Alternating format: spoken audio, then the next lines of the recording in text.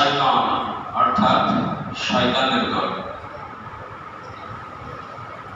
এই দুইটা দলের কথা আল্লাহ তাআলা কোরআনে হাকিমের মধ্যে বলেছেন।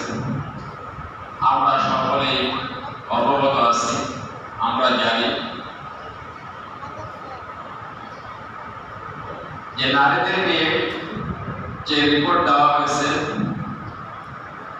এই যে কমিশন তারা যে সমস্ত নিয়ম কানুন আইন কানুন তৈরি করে জমা দিয়েছে, তার মধ্যে নারীদের নিয়ে এখানে কতগুলো কারেকশন দেওয়া হয়েছে, কতগুলো দাবি উত্থাপন করা হয়েছে।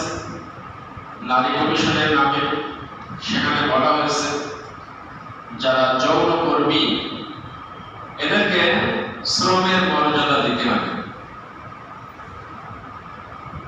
রাষ্ট্রীয়ভাবে এদেরকে স্বীকৃতি প্রদান করতে হবে।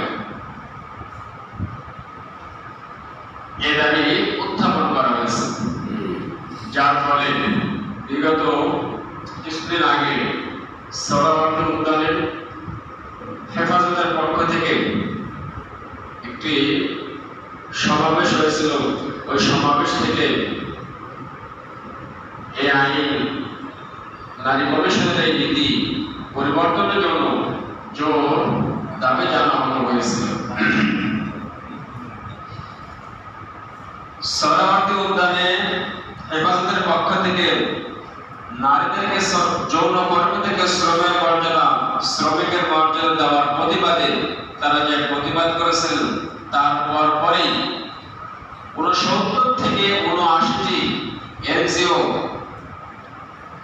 তারা একযোগে বিবৃতি দিয়েছিল তাদের দাবির পক্ষে, যে যৌন কর্মীদেরকে শ্রমিকের মর্যাদা দিতে হবে, তাদের এই কর্মের বিনিময় হিসেবে তাদের পারিশ্রমিক দিতে হবে, রাষ্ট্রীয়ভাবে তাদেরকে স্বীকৃতি দিতে হবে।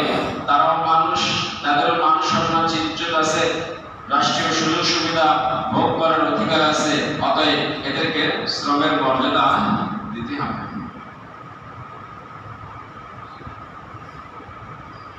গ্রুপ আমরা পেলাম দুইটা, দল আমরা পেলাম দুইটা। এক দল তারা বলছে যৌন কর্মীদেরকে শ্রমিকের মর্যাদা দেওয়া যাবে না,